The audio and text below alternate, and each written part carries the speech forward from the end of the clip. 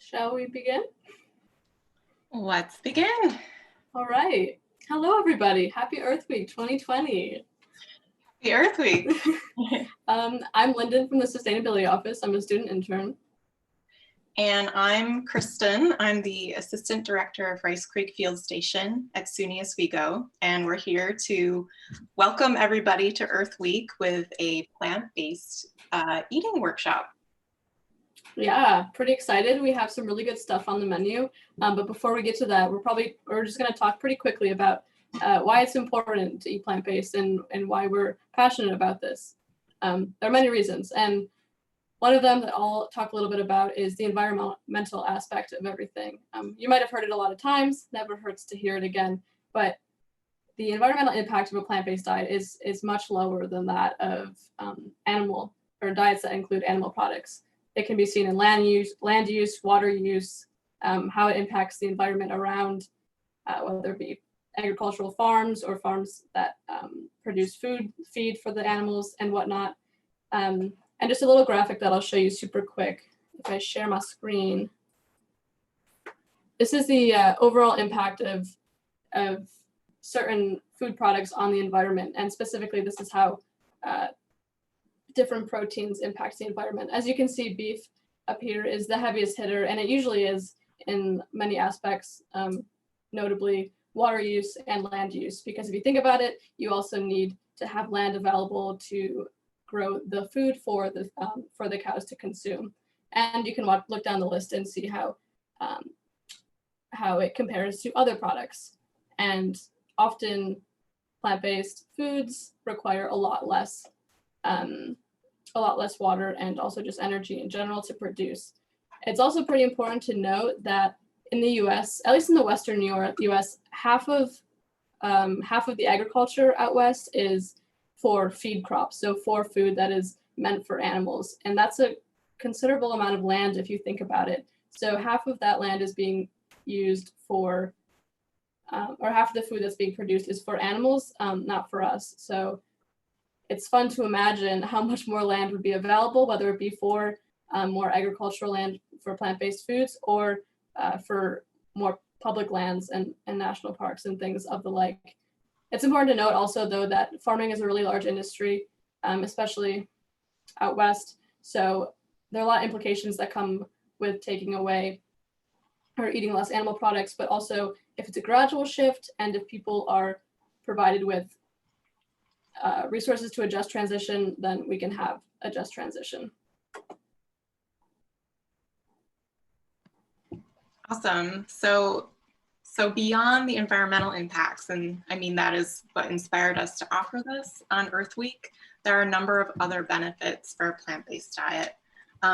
So just kind of like a personal connection, I've been eating plant-based for about 7 years at this point. And while I would like to think that sustainability alone would have been enough to push me in that direction, it honestly was a combination of things. And so I'll share a couple things because maybe that'll be the case for other people too, where we want to do what's best for the environment, but ultimately sometimes it's those things that affect directly ourselves that can really push us to make changes in our habits, like incorporating more plant-based meals into our weekly rotation. So one of the biggest things in my personal decision was finding out about the health benefits.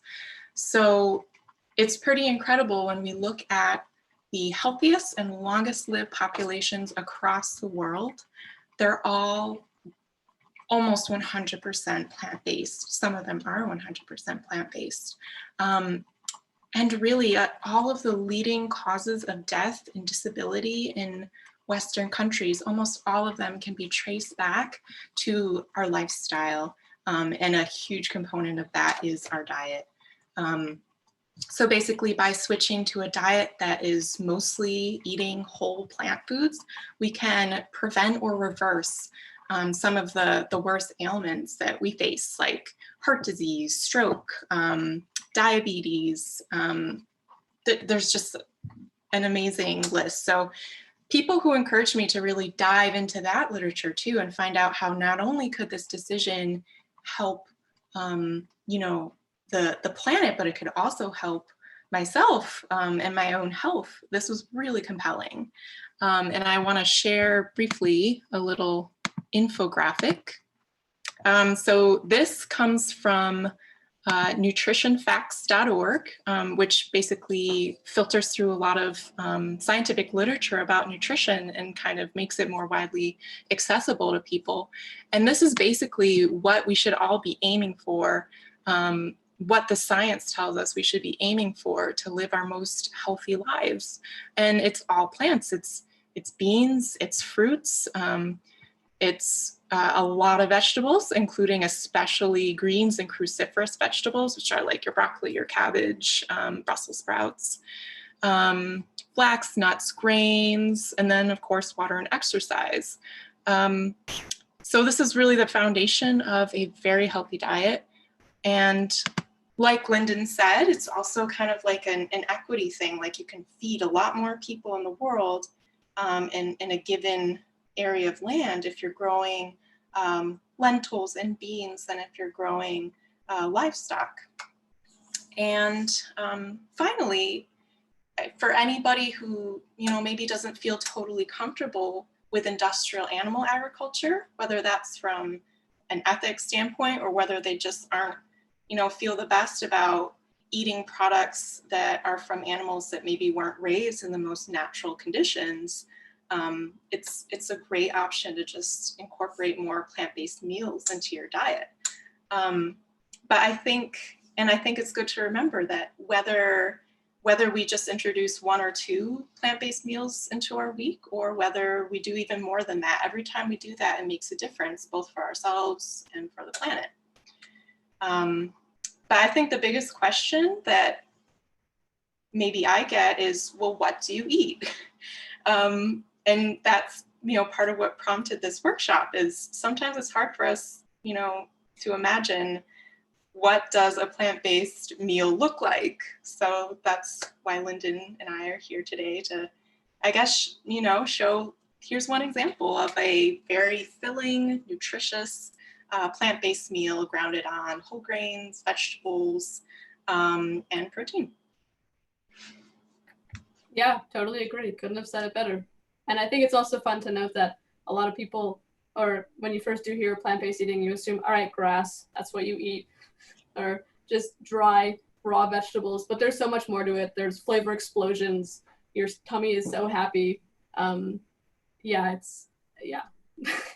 Absolutely. The best meals I've had are plant-based, and I never would have expected that when, kind of making a transition. You think it's maybe going to be a sacrifice, but it can be so delicious and definitely not a sacrifice. Yeah. So an overview of what we're going to be making today. To start, as the main event, it depends if your meal or your dessert is your main event. I guess it's different for everybody. But we're going to be making a grain bowl. And grain bowls are super awesome because they're so versatile, especially in a time like right now when a lot of people, everybody is stuck at home for extended periods of time, and you have limited access to the grocery stores, to how many groceries you can buy. And essentially your cabinets kind of get stripped and you end up with the longest the foods with the longest shelf lives and whatnot. So grain bowls are awesome because you can put whatever you have in them and whatever you like. You don't like kale, you don't have to use kale. You can use spinach. Really whatever you like. And I think the game changer with the grain bowl is a sauce that you add. So we're gonna make a pretty great sauce today. Absolutely. To introduce the dessert, we're making a 4-ingredient chocolate peanut butter bar. This is courtesy of Beaming Baker. And this is just the epitome of, plant-based diets can be rich and delicious and so yummy and not a sacrifice. It basically tastes like a peanut butter cup, but it's a little bit healthier, arguably. So that'll be our dessert. It's no bake, only 4 ingredients. Love that. Love the no bake part of it. All right, so to get started, we're gonna start out with the grain bowl. And when you make a grain bowl or something of the sort, you can move through what you put in it at a certain order. It kind of helps to have a method to the madness because it is so mad. There's so much in the bowl going on. So to start with grains, you can really choose any grain that you have on your shelf I mean, grains last for so long on your shelf. I chose couscous. It's kind of like mini pastas, super little. It cooks in 5 minutes, which is insane. So that's always convenient because sometimes I don't want to wait for rice. And it kind of looks like rice, little rice pastas. So I just made enough for myself, just boiled some water and threw it in and it absorbed all of it, which is awesome. And I think Kristen made quinoa. Did you make quinoa? Yeah, so again, nice to use these quick cooking grains, and I think we both picked that. I like to gravitate toward those when it's a weeknight. So I kind of just rooted around in my pantry and I made quinoa, but I also found that I had some of this bulgur lurking around, and bulgur is kind of like you take the wheat kernel and it's cracked up so that it cooks a little faster. Really similar cooking time for both the quinoa and the bulgur. And it's basically a 2-to-1 ratio. So you put in, 1 cup of your grain, 2 cups of water, simmer for about 15 minutes until it absorbs all the liquid. And I'll show you what that looks like. So you want to make sure you rinse your grains in general, but quinoa especially can get a little bitter if you don't rinse it. So make sure you do that, and having a fine mesh strainer really helps. So here I've got my bulgur quinoa mix. I'm just gonna fluff it with a fork, and then it kind of just steams on its own for an extra 5 minutes after like an approximately 15-minute cook. So another really easy grain option. And if you don't have a fine mesh strainer, because I know I didn't until the past month because I never wanted to buy one, coffee filters work. Or if you have cheesecloth, super fine cheesecloth, really anything mesh. I mean, if you have super clean tights, that could even work. And you can get creative with what you have around the house. Yeah, good points. So yeah, tons of grain options and so many benefits. So whether you just have rice or if you have quinoa or farro or even just pasta, that'll get the job done. All right, and now moving on, we're going to focus next on the protein aspect of it. So there are many options for this. Beans are the most common, and I kind of have a form of a bean, I guess. I have tofu, and that's what we're going to be working with, or I'll be working with. It's not I don't know, it's not the most appealing thing to look at in a block, but the cool thing about tofu is it absorbs whatever spices or sauces you have it interact with. It's important to press tofu before you use it because it's soy protein and it absorbs, there's a lot of water within it. So if you don't press it ahead of time, then when you cook it, all the water will steam out and it can kind of get not the tastiest. So to do that, I usually just stick it on a plate that kind of has a lip. I stick a cutting board on top and I stack books on top. There are some fancy tofu pressers, but I don't have one of those. So I usually let it press for like 30 to 40 minutes and all the water drains out. Most of the water drains out, dump that out, and then I have this block of tofu. For the purpose of today, I'm only going to use half the tofu block because I'm only one person. You can store it after you take it out of the container for probably another 4 or 5 days in the fridge in a bowl covered with water. Alrighty, so for today, I'm going to cut it up into little blocks, probably like 1/2 inch by 1/2 inch. I like to make the block smaller because then when I do season it, it's seasoned on more, like there's more surface area.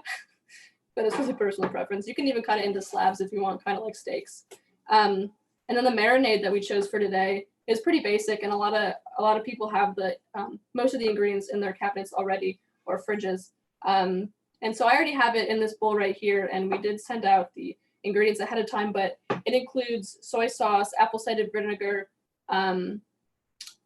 salt, pepper, cayenne, or chili powder, but you can use cayenne if you want. You can really get creative with it. If you like more spice, you can add more chili powder if you want, or even cayenne.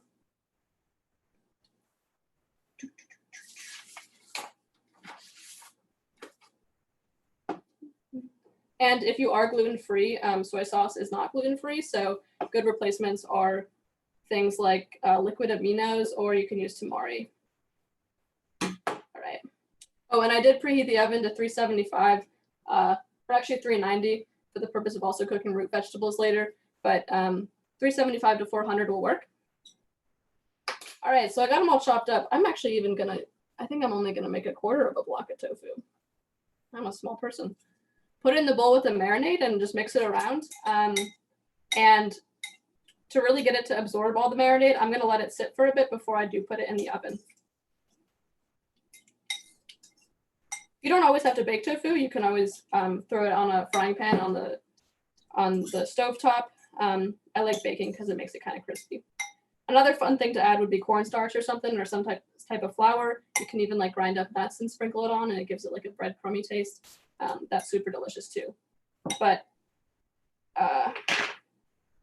yeah, the ingredients for today's marinade are fairly simple.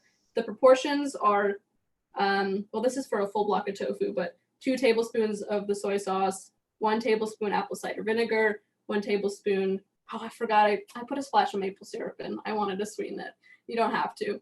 And a couple sprinkles of garlic powder, chili powder, salt and pepper, maybe 5 or 10 turns of each. And yeah, I'm gonna let it sit for a bit and then throw it in the oven. But moving on to you, Kristen. All right. So I made some lentils, and I did that ahead of time because they take, you know, somewhere around 20 to 30 minutes to cook, depending on the lentil. So if you're not familiar with lentils, let's see, they look kind of like this. I don't know if that was a good image of a lentil. Oops. So lentils are awesome. They're high in protein. They are low in carbs and sugars. They help you modulate your blood sugar in the meal that you're eating and in the next meal. So they're really cool. If you're eating them in kind of like a salad or something and you don't want them to turn mushy, using like a black or a French lentil can work better. And they're a little bit smaller than like the brown or the green lentils that you can find. So in this case, what I did is just rinse a cup of the lentils, and then you can bring about 4 cups of water to boil, so like a 1-to-4 ratio. It's more like if you're thinking of like pasta, that you want to kind of boil it like pasta. And then you let them simmer really low. That helps them not get mushy too, for about like 20 to 30 minutes, depending on the type of lentil. And you can look that up depending on your lentils. So that was the protein I picked today. But I do want to note that, you know, if tofu's not your thing, you could sub tempeh or even a canned bean for a recipe like what Linden's making and still just bake it in the oven. Bake time might be a little bit different, so keep your eye on it, but works beautifully with other types of protein too. I will add with tofu too that I didn't use it for a while because I think I was scared of it, and the only tofu that I had was pretty tasteless. But like I said, it is like a sponge, so you can really play around with what you marinated in, and it can become something really cool. Yeah. Absolutely. Mm-hmm. All right. Anything else with the protein, Linden? I feel great. Okay. So next up we have our roasted veggies, and this is such a great way to incorporate, you know, some of these really tasty, healthy veggies like sweet potatoes, regular potatoes, beets, you name it, into your bowl. I'm gonna don my safety glove while cutting. And you know, we all have our ways of cutting these vegetables, but I'll kind of demonstrate, you know, a technique that I use. So you can just see like sort of the size. I do this very frequently if I need some extra veggies in my week. Here's my sweet potato. Unless there's like really weird bits on it, I usually just leave the skin on because it's nutritious too. That saves a little time. Just take the ends off. And I like to have big chunks, so I tend to keep them pretty large. So you can probably see. So this was a small sweet potato, so I'll kind of quarter the sweet potato, each round into quarters.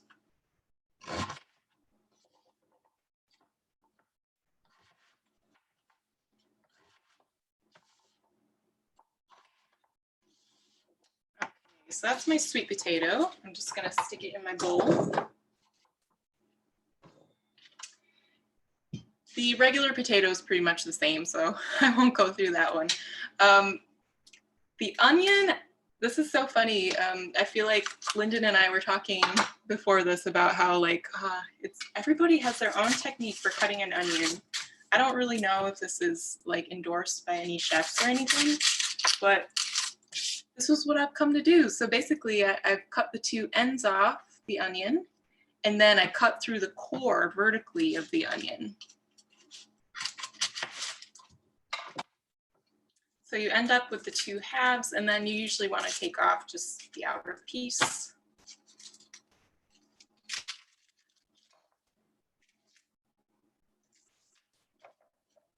And now here's the fun part that, you know, maybe this is second nature to a lot of people, but I didn't even stumble across this until much later in life. But if you start making kind of like longitudinal slices, I guess parallel to these ridges on the outside of the onion, kind of demonstrate kind of how my onion's stuck in there. I don't know how well this is coming across on YouTube. But if you don't cut all the way to the end, can make these longitudinal cuts that don't go all the way to the end.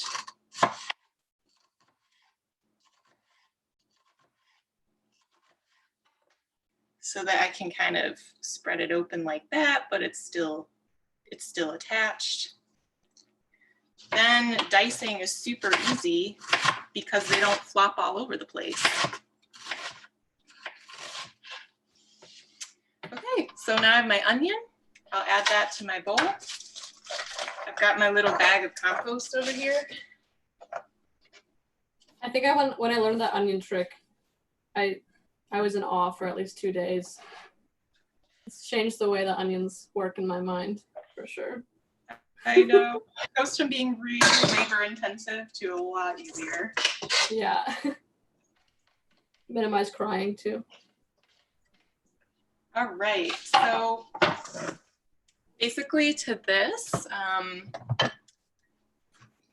Linden and I talked about this too. You don't have to use oil when you're like doing a roast like this per se, but usually I'll put in a little bit. So this is olive oil. I'll put in a little bit of salt. And then one of my favorite seasonings for doing roasted veggies is called Bear. And this is kind of like an Ethiopian spice blend, and it's got 12 different spices in it, like paprika, cayenne pepper, fenugreek, coriander, cumin. But it's cool because you can add the one ingredient and it gives a really nice complex flavor to what you're roasting.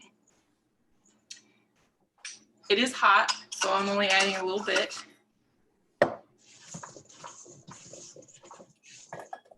So you stir this up, add it to your pan, and it'll probably take around 40 minutes to roast. And then you can kind of give it a stir about 20 minutes into the roast process. And when the veggies are kind of soft, when you poke them with a fork, they're good to come out. So my first batch should be pretty much ready to come out. I think I'm gonna add Brussels sprouts to my root veggies. I didn't realize I had them in my freezer, so those are another good addition.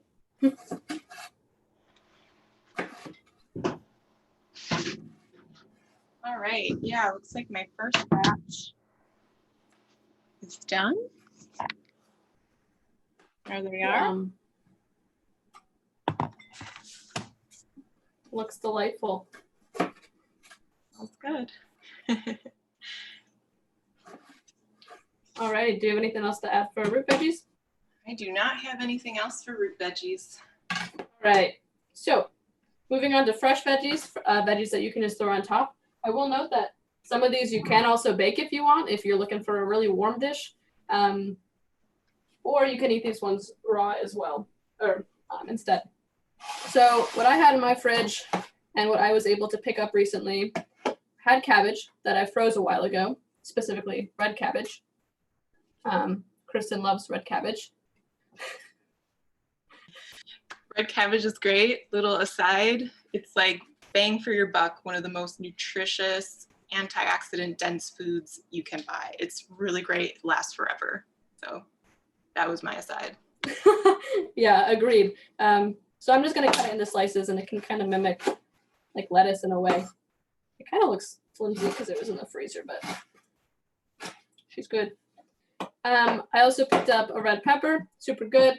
Side note, it really helps to wash all your produce before you start cooking, or even when you get home from the grocery store. I found that especially with things like greens, if I don't wash them as soon as I get home and put them in a container, then I don't eat them as much, and then they go bad. And I hate throwing away bad food that I wasn't able to eat. So I did wash everything ahead of time. Red pepper, I'll probably cut it into, I'll dice it, but like sizable pieces. Whatever can fit on a spoon or a fork. I think that like variety of texture is nice in this type of dish. Like some of your chunks are big, some are small, some things are soft, some things are crunchy, and that's like one of the qualities you're going for in a nice grain bowl. Yeah, something to surprise you with every bite. I didn't realize when I took a bite of that pepper that my microphone is right here. So sorry, because I chewed that.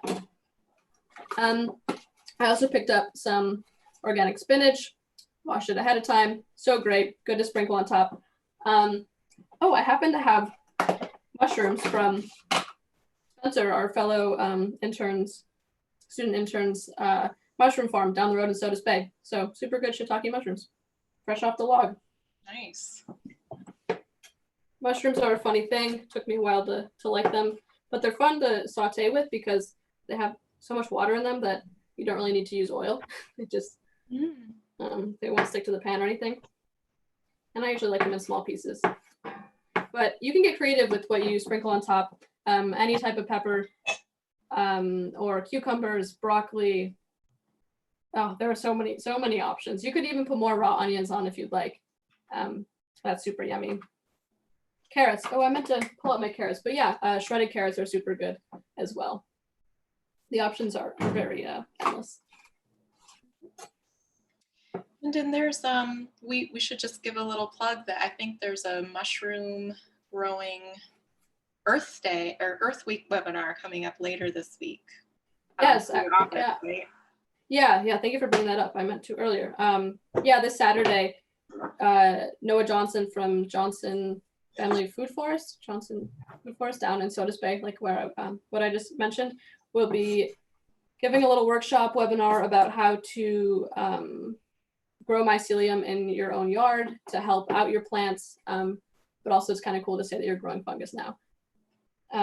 So yeah, he gives a good background on mushrooms, different types that you can come in contact with or that you can grow yourself, and the benefits. Very cool. Yeah, good stuff. Thank you for bringing that up. Alrighty. I'm good with the fresh veggies. They look beautiful. Color, so beautiful. Right. Excellent. You know, and it's nice to like try to, I guess, like eat lots of different colors like that. Like that's a great sign that you're getting lots of different nutrients. And another advantage of adding some things fresh is that certain vegetables, you know, for certain vegetables, they become more nutritious when you cook them, tomatoes being one of them, and certain ones lose some of their nutritional quality when you cook them. So having that mix can be kind of nice. Okay, so turning to our dressing or our sauce. So as Linden said at the beginning, having a really good dressing or sauce can really make a bowl. Like it just ties everything together and is that final element that really makes it delicious instead of, you know, a pile of vegetables and greens. So the one that I'm gonna show today, this comes from Thug Kitchen, which is one of my favorite cookbooks. So it's their lemon tahini dressing. So tahini is basically, it's kind of like peanut butter, but it's just made out of sesame seeds instead. So it's ground up sesame seeds that are turned into basically like a seed butter. But it's really nice. It's very creamy. And it's used in a lot of Mediterranean cooking. You can usually find it near the nut butters. If it's not there, then it might be near falafel mix or in an international aisle. So I've just stirred it up. So this is gonna call for a 1/4 cup of tahini, and that gives the sauce that nice like creaminess that you want. So I like to make this just in a glass jar because then you don't have to transfer it anywhere. You can just store it right in the jar. So smart. I'm gonna do that. Okay, I'll see.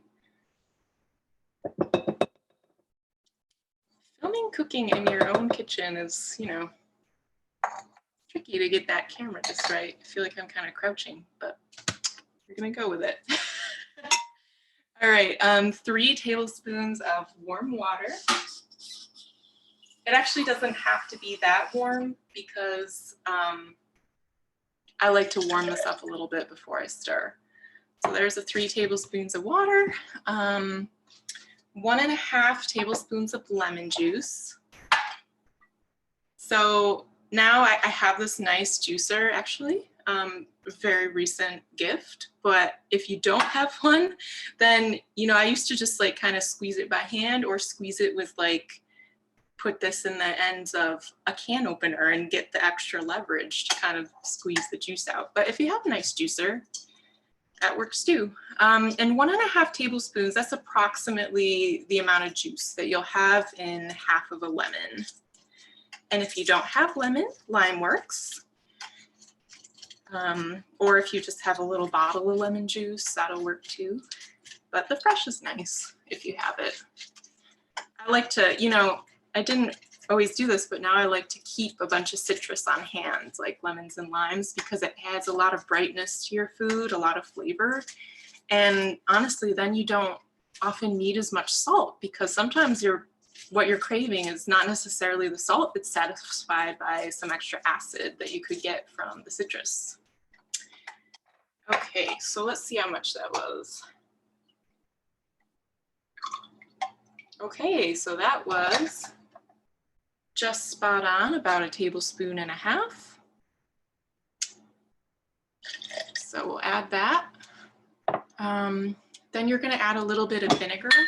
In this case, I'm adding rice vinegar, but if you don't have rice vinegar, apple cider vinegar, or you know, sherry vinegar, these would work too. So this is 1 tablespoon of the vinegar.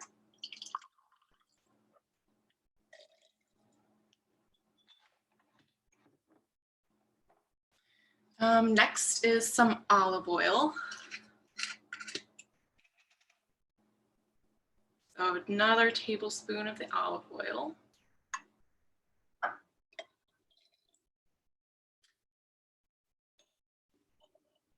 Okay, and a teaspoon of soy sauce. And I'm using tamari in this case because it's nice to have it be gluten-free if you want that. So just a teaspoon of this.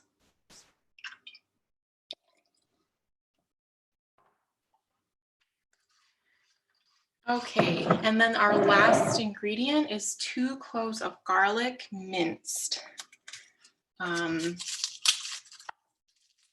And I'm very excited to share with everybody one of my favorite cooking utensils, which is the garlic twist. Now, this isn't to say you can't mince your garlic or crush it or whatever you want, but I love this garlic twist. So it allows you to first kind of crush the garlic. And then once you've crushed it, the skin will come off really easy. Well, fairly easy.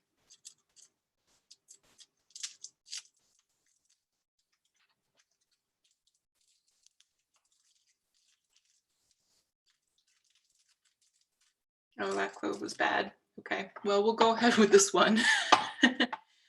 And then I love this because you just put it in your twist, you go back and forth, and it kind of like pulverizes the garlic. So it's like crushing it and mincing it at the same time.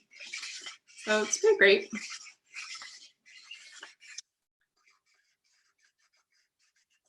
Okay, now I'm just gonna add garlic.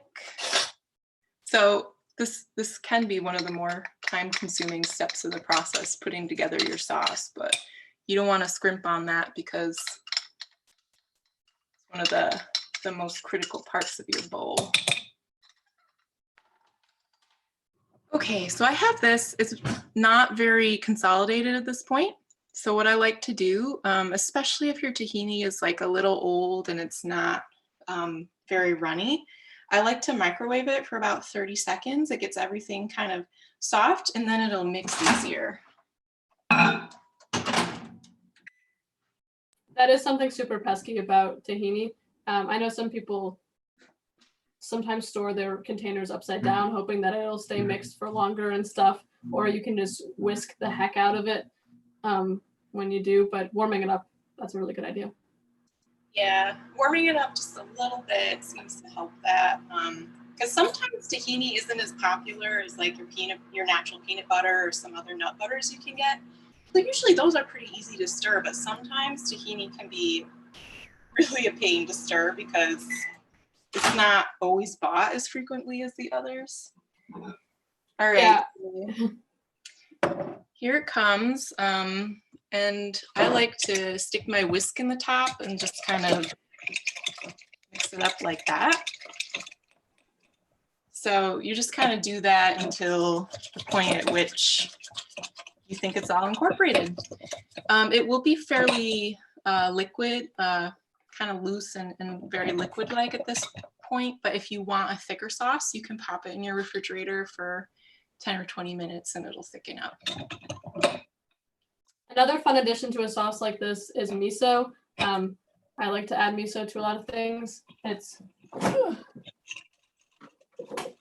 it's hard to find. I've only found it, I think, at Green Planet in Oswego, but yeah, no, it's a traditionally Japanese addition, but makes things yummy.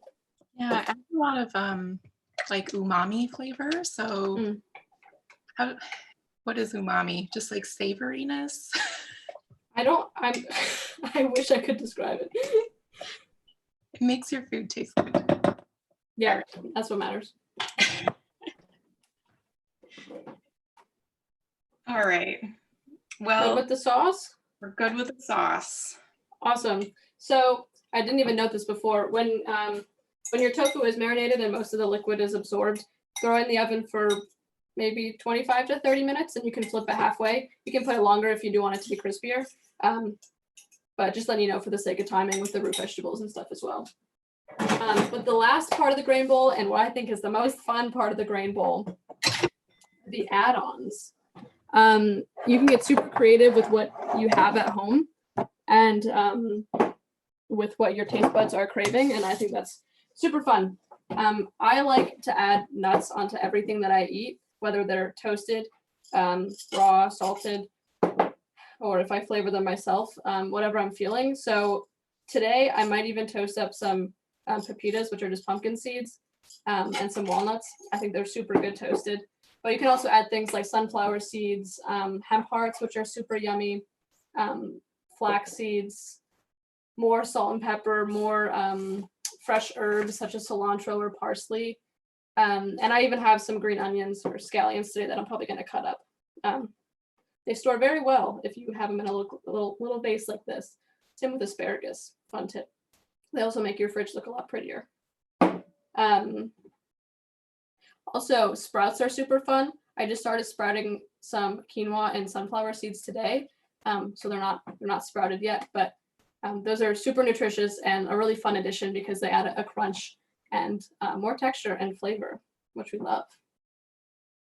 Linden, do you have a brief description of how to sprout things for anyone interested? Yeah, I actually did start making a video for the sustainability office.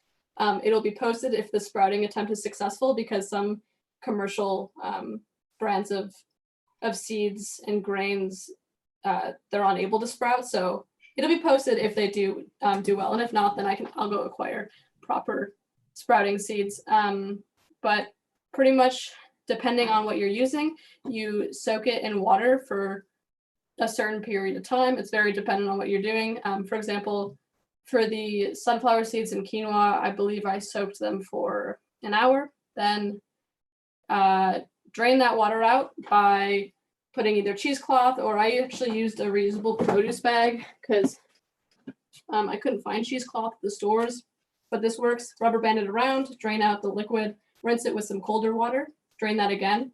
Then flip the jar sort of upside down, put it in a bowl, still with the cheesecloth or whatever you have on, rubber banded around it. And depending on what you're sprouting, the sprouts will arise at different rates. And you do have to rinse or wash the sprouts every 8 hours, I think is a pretty typical time frame. But I'm excited. I hope it goes well. I would show you, but they're upstairs and they're not sprouted yet. You know, not to be that person who keeps talking about nutrition, but sprouting is a great way to unlock a lot of nutrition within foods. And it's actually really fun to sprout lentils too. And they get kind of crunchy. Yeah, I was gonna do that, and then I realized my very low stock of lentils. So in the future. Alrighty. All right. Well, I've kind of like put together a little mock bowl.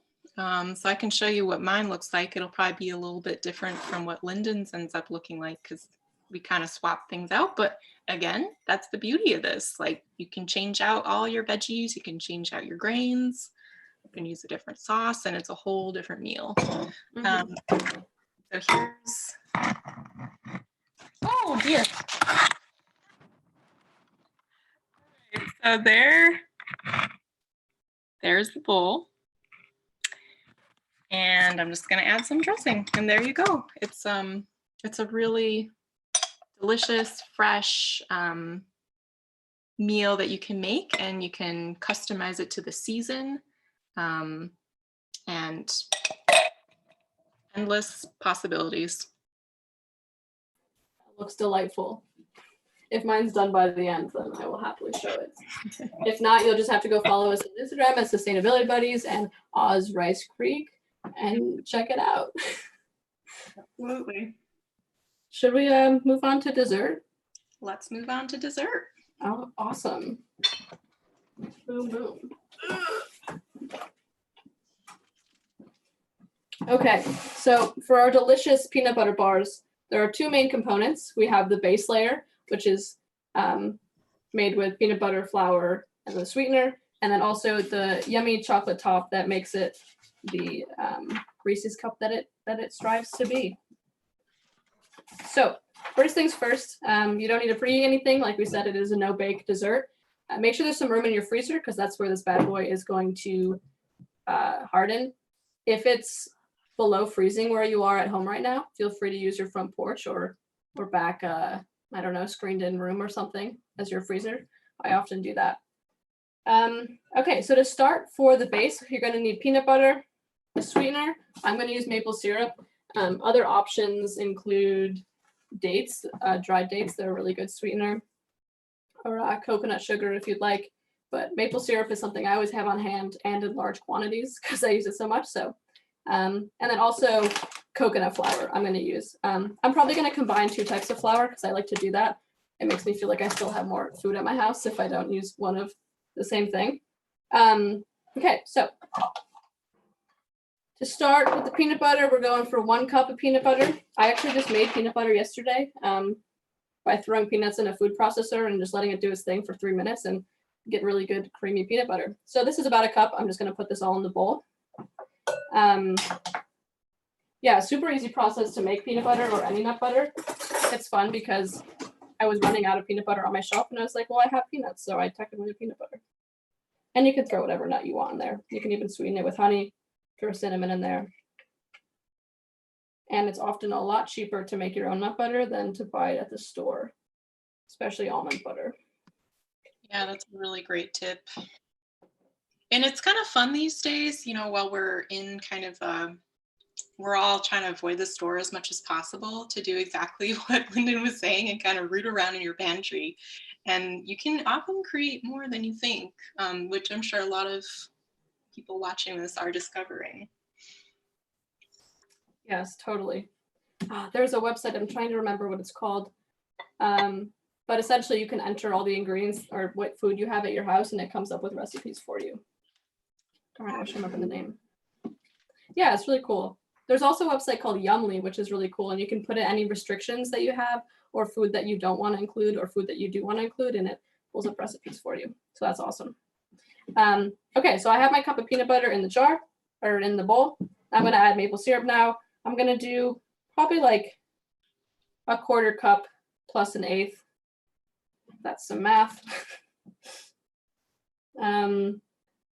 But if you have dates, dried dates that you want to use, you can soak those in hot water for maybe 10 minutes and then blend them up or just mash them up and then put them in the bowl. Don't put too much in, but I love maple syrup, so that's okay. All right, then for the flour, 1/2 cup total of coconut flour. So I'm going to do actually a 1/4 cup of coconut flour and then a 1/4 cup of whole wheat flour. You can also use things like tapioca starch or arrowroot flour, brown rice flour. There are so many flours. There's even chickpea flour now. Another fun thing to make by yourself or at home is oat flour. And a lot of people have oats right now because they have a terribly long shelf life. So you can just blend those up in your blender or food processor until you get a fine powder. And they work really, really well. Yeah. All right. And if you want, you can go crazy and add things like cinnamon or nutmeg or allspice or something to the base. Again, just having fun with what you have on your shelf. All right, I'm going to add this, but you can talk about the topping. All right, so the topping is just 2 ingredients. So the first part is 1/2 cup of your peanut butter again. So you actually have peanut butter in both the base and the topping. And I will note that, you know, if you have a peanut allergy or just peanut isn't your favorite, this would work really well with sun butter or anything like that too. So, you know, you can sub out according to your own needs. So I have the 1/2 cup of peanut butter in my bowl. And now you're going to take some plant-based chocolate chips, a cup of them, and add them also to the microwave safe bowl. And I will just note, try to find a chocolate. I mean, if you're looking specifically for a plant-based chocolate, well then, you know, look for that. But it's also important to try to find a sustainable chocolate because there are, you know, chocolate can actually have a pretty significant carbon footprint and environmental impact if you aren't looking for sustainably sourced chocolate. And if, you know, maybe you want fair trade as well, if you're interested in like human dimensions. So just keep all that in mind, that chocolate is one of those things that is awesome. We love it, but just try to, you know, it's good to be mindful when you're purchasing your chocolate. So in the bowl, go the first round of chips.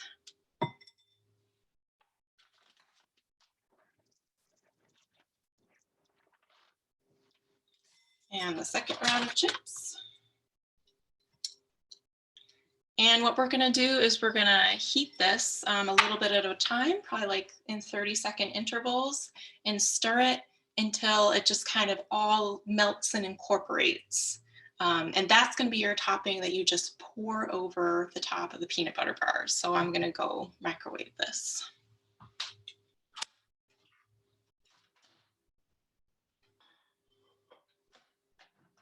While she's microwaving, this is what my base looks like at this point. I've stirred it. Kind of looks like it still has the consistency of peanut butter, but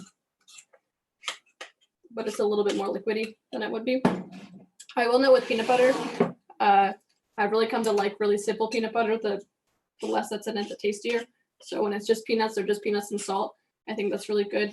And the more you eat the stuff that doesn't have the added oils like palm oil or any sugars, the less you have a liking for those ones. It's interesting. Your taste buds change.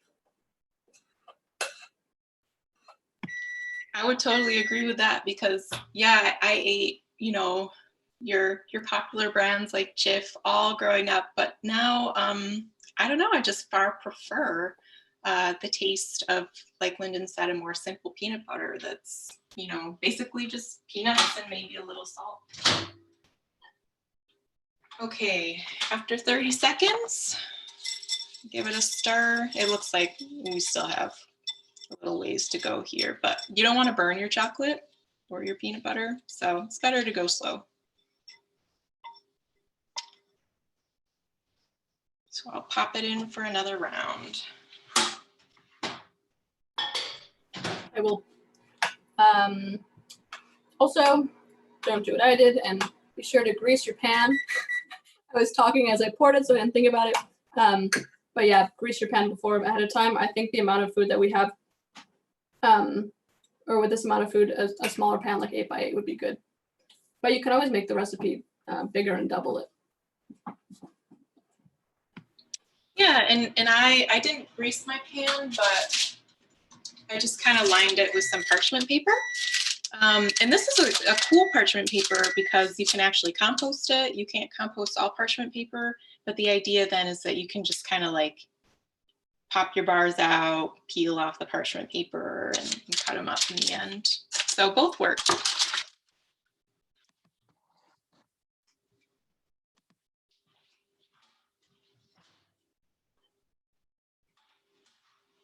All right, so we're getting there. Oh, looks like this is pretty much good. So it's turning, looks kind of just like a milk chocolate now. Also realizing you don't even have to grease it because we're not baking it. It's a no bake. Yeah. There's a lot of oil in the base, so you know, you should be able to get it out. Yeah. So this is like really beautiful, silky looking, I don't know. Oh, it looks amazing. But I'm just gonna go ahead and pour this on top of the base that I made.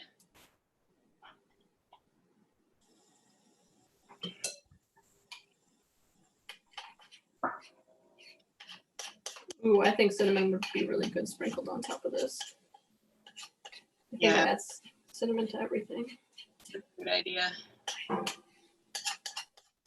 I think it's kind of fun when you can, I guess when you get comfortable enough with cooking and baking that you feel like you can experiment a little bit. Mm-hmm. It's really fun. Yeah, especially with spices and stuff like that. You're right. My mom for a while, or she wanted to try out more plant-based recipes, and she said the biggest reason why she wanted to was just to get have more knowledge about spices and how to use them correctly. Because once you start making meals kind of consistently with good spices, then you have a brain for it. It's kind of like how an artist just knows what needs to go next. Absolutely. Wow, I could eat this right now.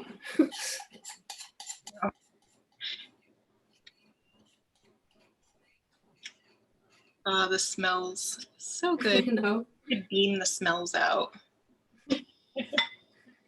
it's like the ride at Disney World, Soarin', when you're, I don't know if you know what I'm talking about, but you're like, it looks like you're up in the cloud, or it feels like you're up in the clouds and stuff, and then you pass over an orange farm, and you can smell the oranges. That's pretty cool. I'll give you a little image of, there's mine with the chocolate topping. Yep, mine's about at the same state. Didn't really quite fill the sides because I didn't have quite enough peanut butter, but she looks good. Yum. So this goes in, we freeze it for 45 to 60 minutes, and then it should be totally solid. You can cut it up and have your nice peanut butter bar squares. And I think I read in the recipe that after the initial freeze, you can then keep them at room temperature for a while. It's just to initially set the topping and the base.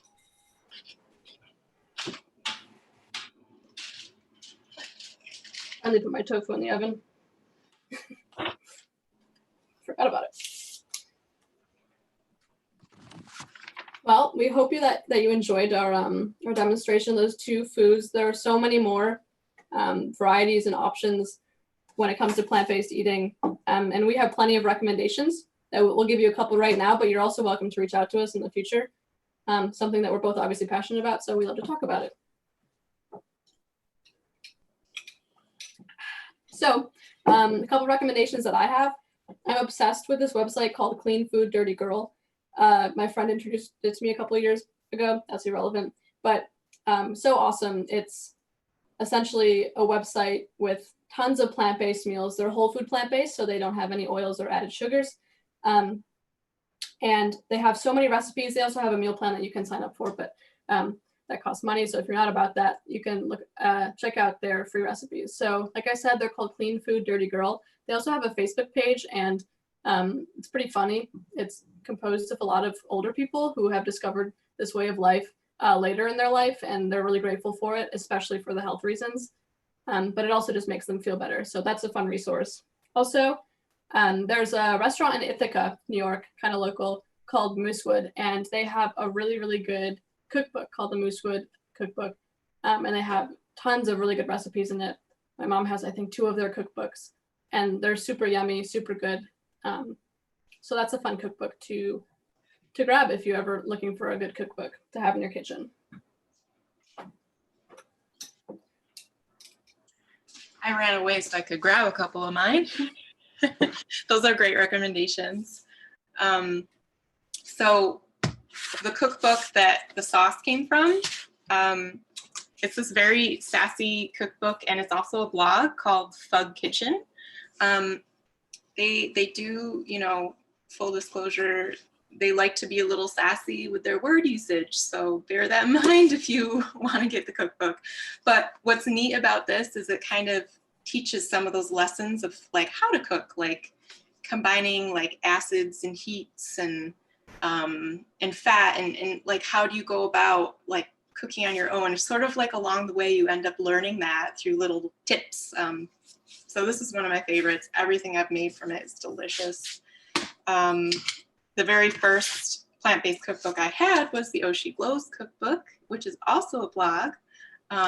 So this, especially for those maybe tending toward, you know, slightly healthier cooking versus fug, this is a good resource. There are also tons of great documentaries, shows, movies out there that do talk about this. There are a couple on Netflix.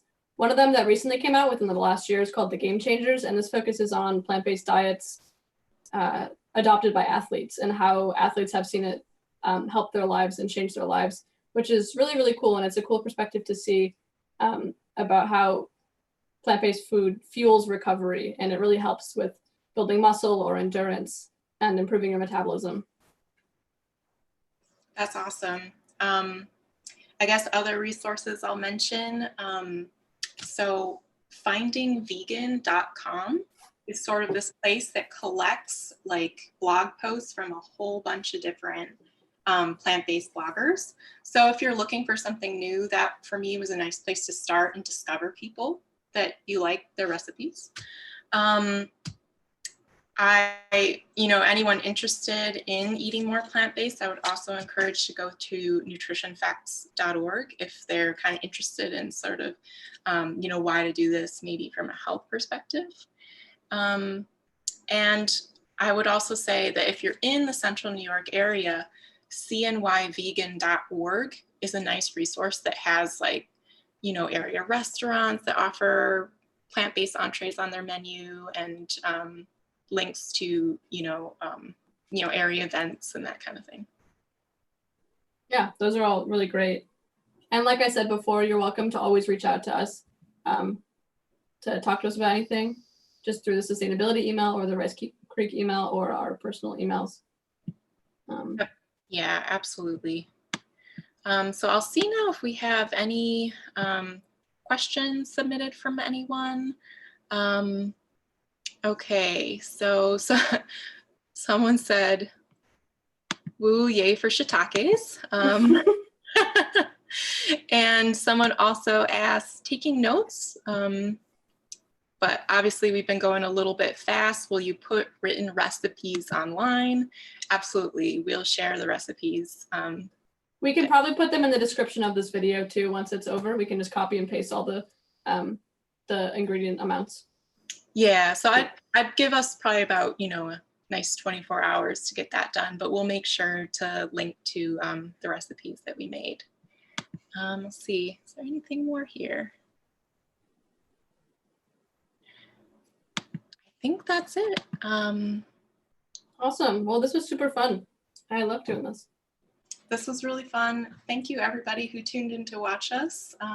And again, if you want to reach out and find out more, you can probably find both of us through the SUNY Oswego network, or make a comment on our video, which will be posted to the same channel immediately after this is over. So the peanut butter chocolate yummy desserts will be ready just in time for the Netflix watch party tonight that the Sustainability Office is hosting. At 7:30, we're going to be watching the movie called Grass is Greener, and it looks at the complicated history of marijuana in the United States and how this has social, societal and environmental implications. So join us for that. And also the rest of the events this week. I know Ice Creek is having an Arbor Day event on Friday as well. Yeah, that's right. We're having a full day Arbor Day conference on Friday. So check out Rice Creek's website, SUNY Oswego, if you're interested. Awesome. All right. Well, we hope everybody has a great start to their Earth Week. Bye, everybody. Bye.